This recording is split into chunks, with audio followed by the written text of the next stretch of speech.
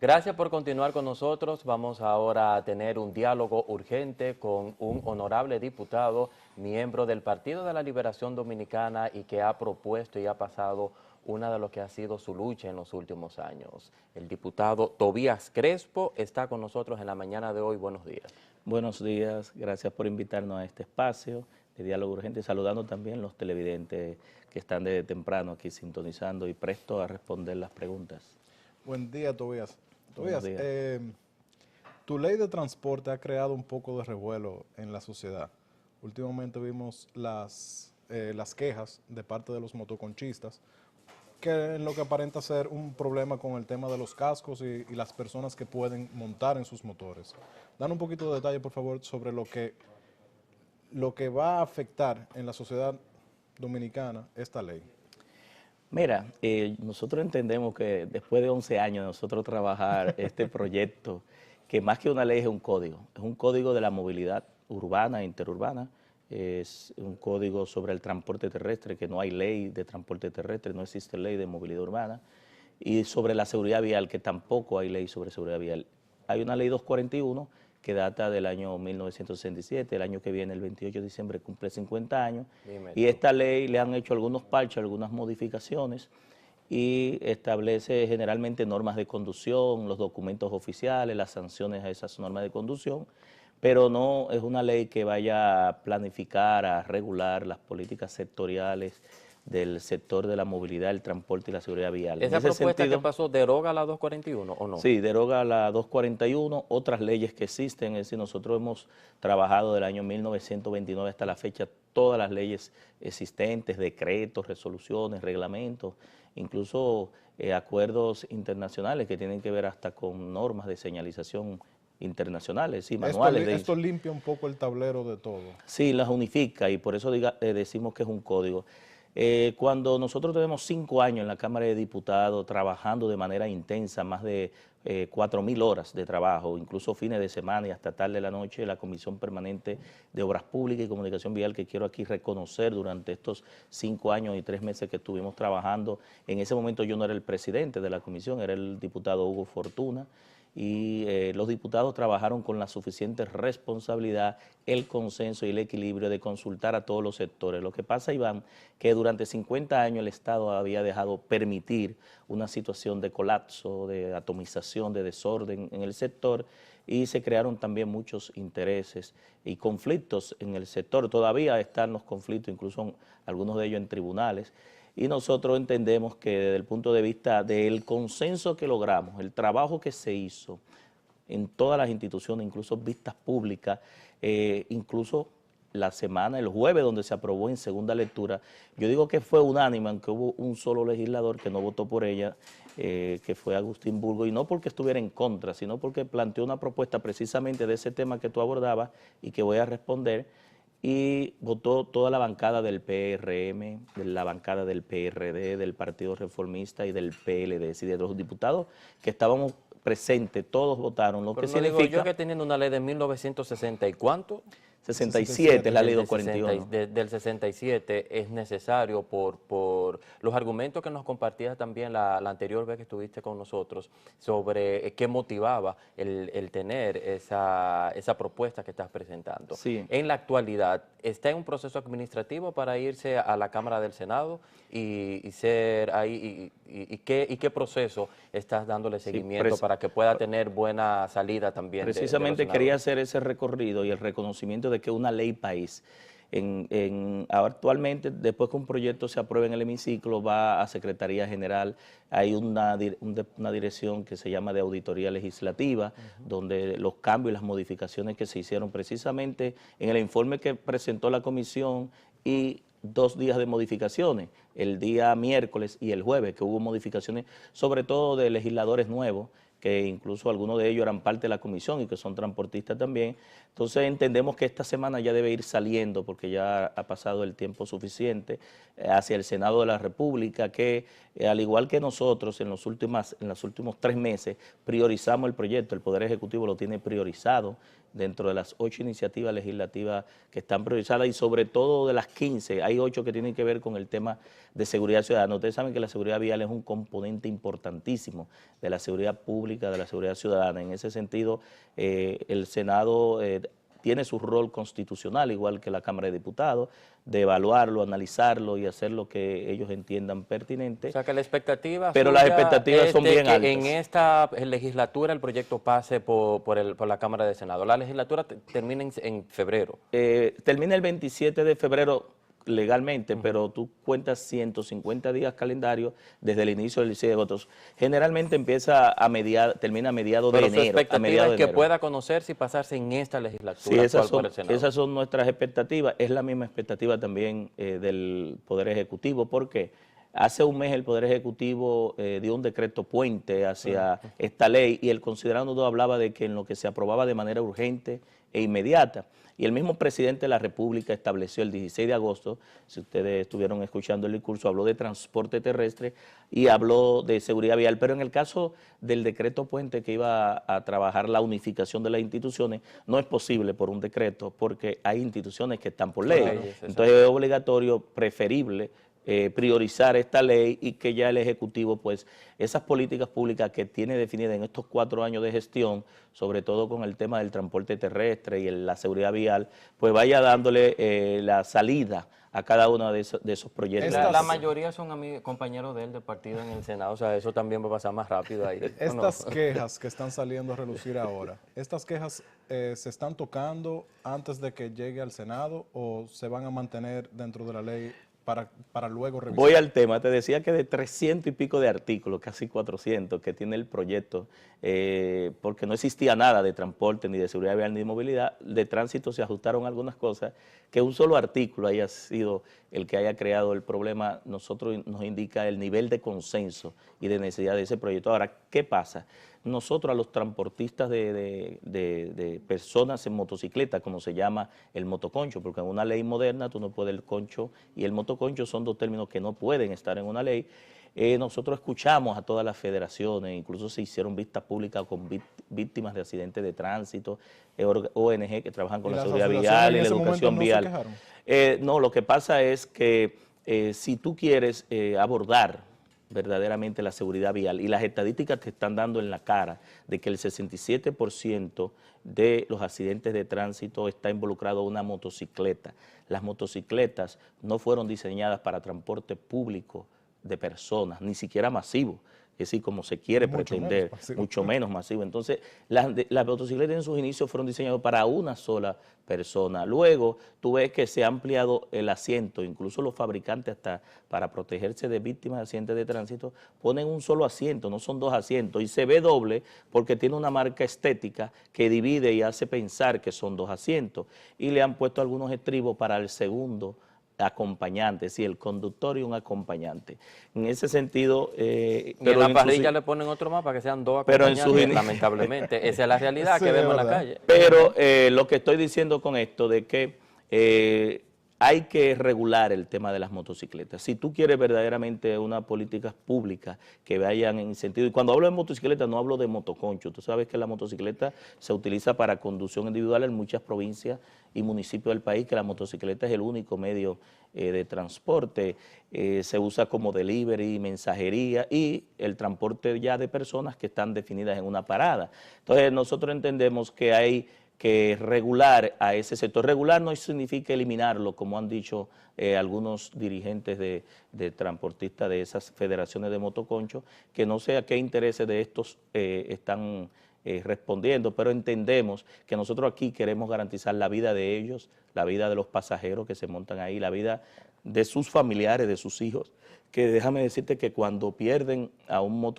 motociclista de esto, generalmente arruinan económicamente a la familia, incluso si estas personas, como ellos bien dicen, el motor es el buscamoro, es decir, que lo utilizan para ganarse el sustento, y sobre todo a veces cuando quedan postrados en una cama, y nosotros los políticos lo sufrimos a rato, a diario, cada vez que tenemos que buscar clavos y todo lo demás, porque son a veces usuarios muy vulnerables, también tienen niveles económicos muy bajos y niveles educativos, entonces sus familias dependen de ese sustento. Entonces, tampoco nosotros podemos estar legislando hacia un populismo legislativo. Claro. Yo entendemos, incluso que lo único nuevo que está ahí, que esas federaciones no insertaron, fue el tema de los menores hasta 8 años. Pero después, lo del casco protector, eso no lo cuestiona nadie, que si el pasajero salió del salón, que si la señora salió del salón y es incómodo, que genera calor, que si eso provoca más delincuencia porque el casco no se ve la cara de la persona,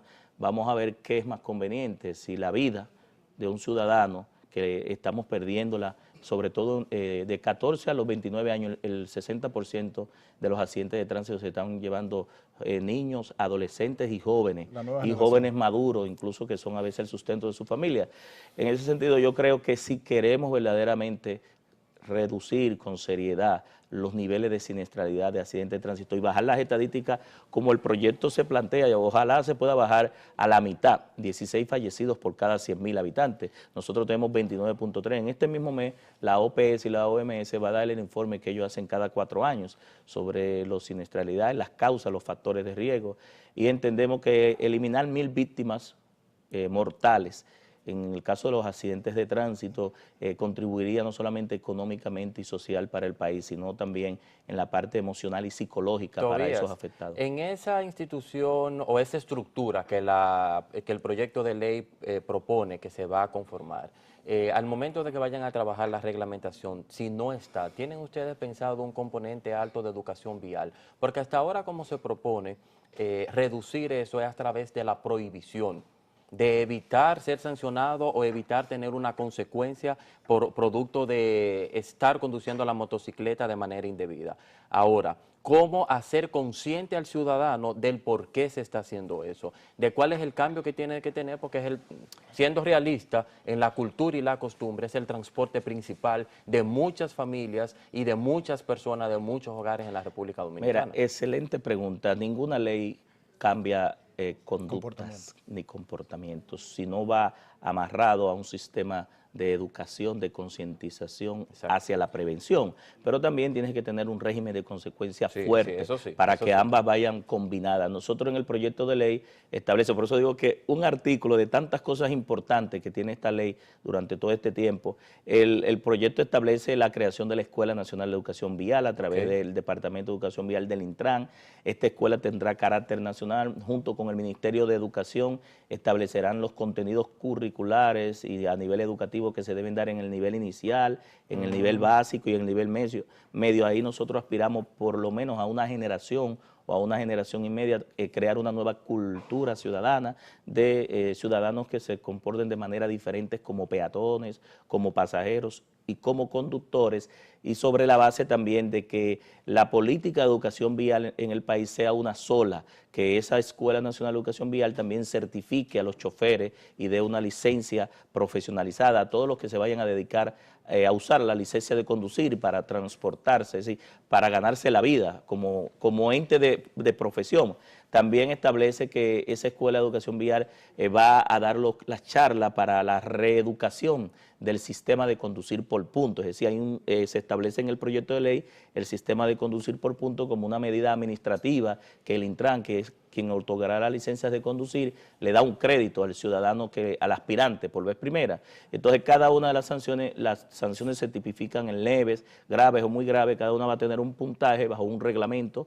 El proyecto establece alrededor de casi 30 reglamentos, cada uno del sector, y sobre esa base, entonces, los puntos que se vayan perdiendo va a tener que reeducarse en la Escuela de Educación Vial, pero a la vez también crea las casas cárcel y las casas de conductores, que los violadores a esta ley, como se supone que a nivel general los accidentes de tránsito se consideran un homicidio involuntario, aunque hay muchos casos que no son involuntarios, que hay una planificación para ese conflicto, ese accidente.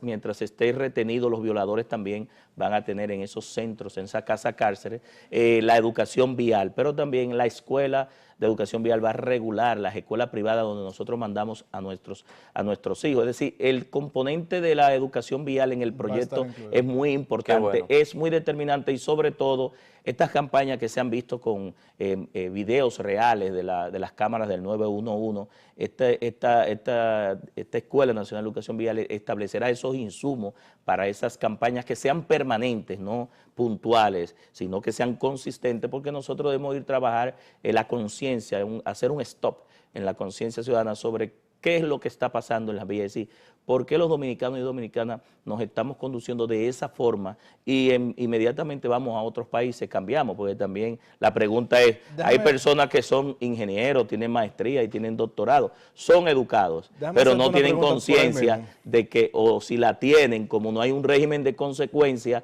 que se aplique, entonces es una combinación de ambas, de educación para la prevención y de un régimen sancionador que por lo menos fuerte y que cobre las multas. Tobías, antes de salir del tema, porque también queremos tocar el tema de las declaraciones del secretario general del PLD contigo, hay una imagen que le mandé al señor director que quiero preguntarte, porque precisamente lo que tú decías, fuera del país no se ven cosas que aquí ya vemos de manera rutinaria.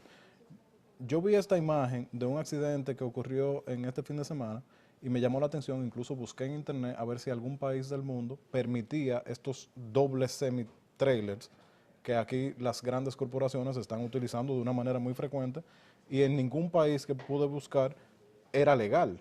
Entonces, mira esa imagen, eso es un camión que está jalando digamos que dos trailers, dos patanas.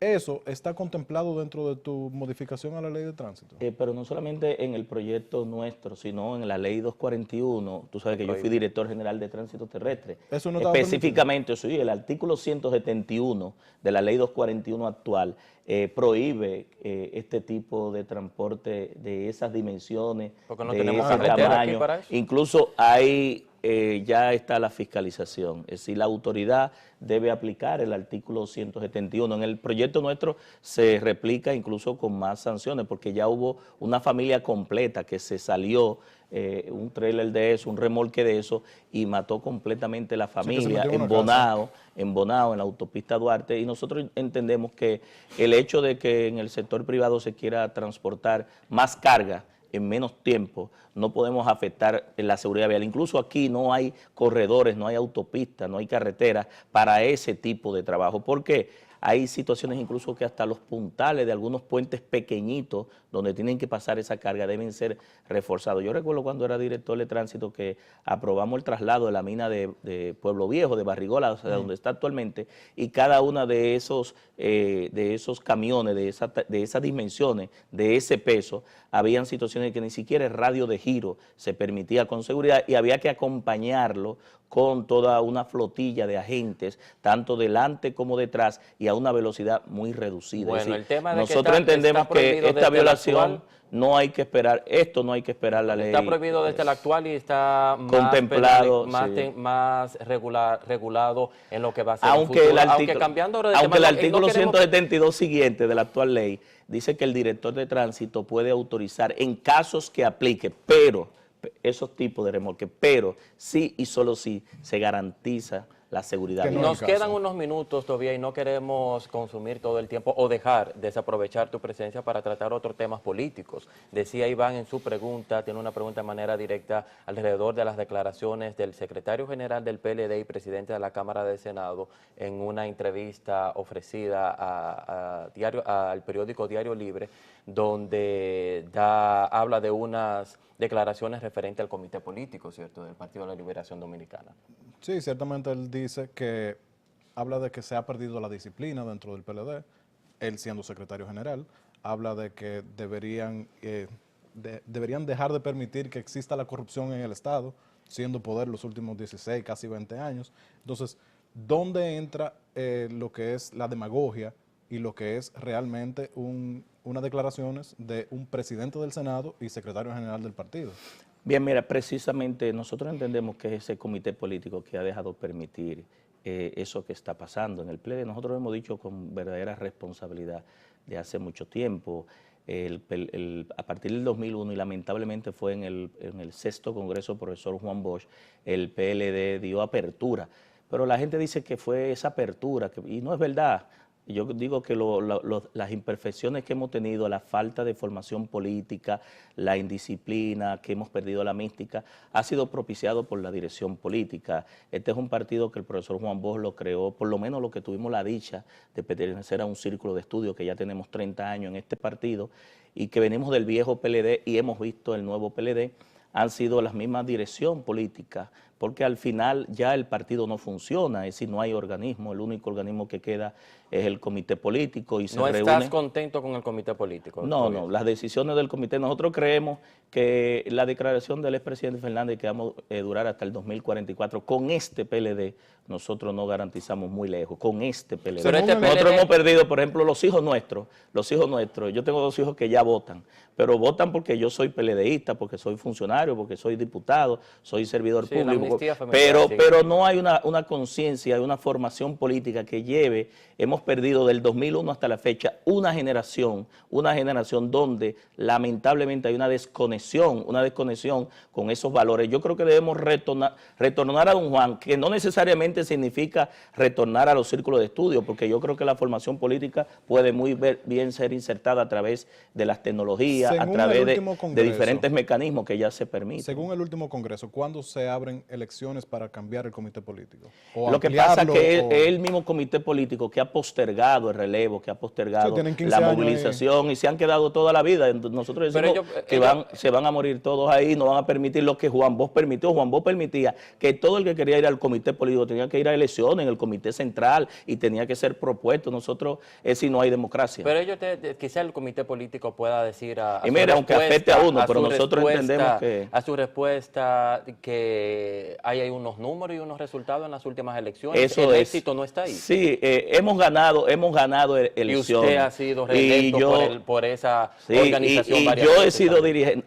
fuera de ser diputado, hemos dirigido en el 2004 un bloque de intermedios, sí, yo soy vicesecretario del partido, me han dado la oportunidad, he crecido en este PLD, no estoy diciendo eso, yo lo que estoy diciendo es qué le vamos a dejar a mis hijos y a mis nietos. Es decir, hemos sido exitosos 6 campañas electorales ganando de manera continua. ¿Hasta cuándo? Porque llega un momento en que ya la rentabilidad política de lo que nosotros estamos haciendo como maquinaria, no como formación política de líderes, de talentos, de cuadros que vayan a dirigir los procesos a futuro, no van a permitir que el PLD precisamente pueda retener el poder. Entonces, lo dijo el expresidente Fernández en un mea culpa, que dijo, bueno, hemos tenido 18 años trabajando elecciones, la mitad interna y la mitad externa. No nos ha dado tiempo para dedicarnos al partido. Pero está hablando el presidente del partido que debió dedicarse, el secretario general, que nosotros aprobamos en el último Congreso 15 grandes temas y eso se ha dejado de lado. ¿Quiénes lo han dejado de lado? El comité político. Pero ¿quiénes son el comité político? Pero el comité central no tiene poder de convocar al comité político. Sí, hay una parte de la matrícula, los estatutos establecen que el comité central hay un porcentaje, creo que un 25%, que en caso de lo que esté ocurriendo pueden hacer, pero es difícil porque también las confrontaciones entre los liderazgos evitan que si no es por un llamado de una parte de esos grandes líderes. No, yo recuerdo que don Juan decía que el mejor legado es el PLD. El PLD no pertenece a nadie, pertenece a la sociedad. ¿La confrontación entre Leonel Fernández y Danilo Medina está haciendo daño al interno del PLD? Porque si escuchamos a dirigentes como usted y como Reinaldo Pared, que están teniendo este tipo de posiciones, con 15 puntos, y lo dejan de lado y lo estamos escuchando, pero el comité político y los comités centrales está integrado por personas como ustedes.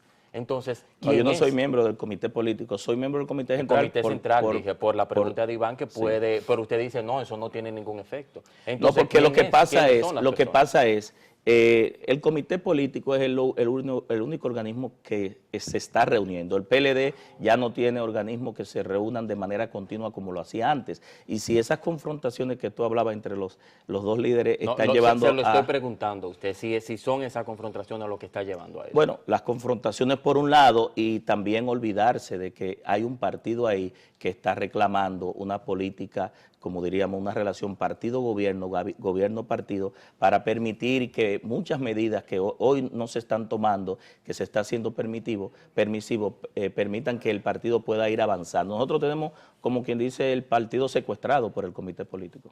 En 30 segundos, Tobías Crespo, diputado recién electo por esta Junta Central Electoral, ¿está el PLD admitiendo que hubo algún tipo de artimaña o fraude, como dijo el bloque opositor, al no ratificar a nadie de la Junta Central Electoral actual?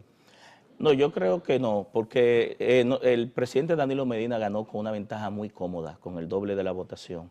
En la campaña, el día 15 del día de las elecciones, sí hubo conflictos, hubo problemas, son evidentes ahí. Nosotros fuimos resultados, todavía las 2 semanas nosotros las actas C1 no sabíamos en qué pie estábamos parados, sin embargo en el 2010 ya a las 10 de la noche yo sabía con cuántos votos yo contaba y tenía todas Entonces, mis actas realmente a mano. pueden poner ahí a quien sea. Hubo problemas y conflictos, pero realmente el PRM se encargó un mes antes de las elecciones de cuestionar y enfiló los cañones hacia el presidente de la Junta, ni siquiera hasta a la Junta como un todo, y luego de ganadas las elecciones siguió de manera muy permanente. Incluso recuerden que no fueron a recibir los certificados de elección, pero sí están juramentados y están en su posición. Entonces la pregunta sería, ¿fueron buenos lo que los alcaldes, senadores, síndicos y regidores de ellos, de un proceso que ellos dicen que fue sucio, y nosotros los demás que fuimos electos no fuimos transparentes? Entonces esa es la doble moral a veces que se da en los partidos políticos.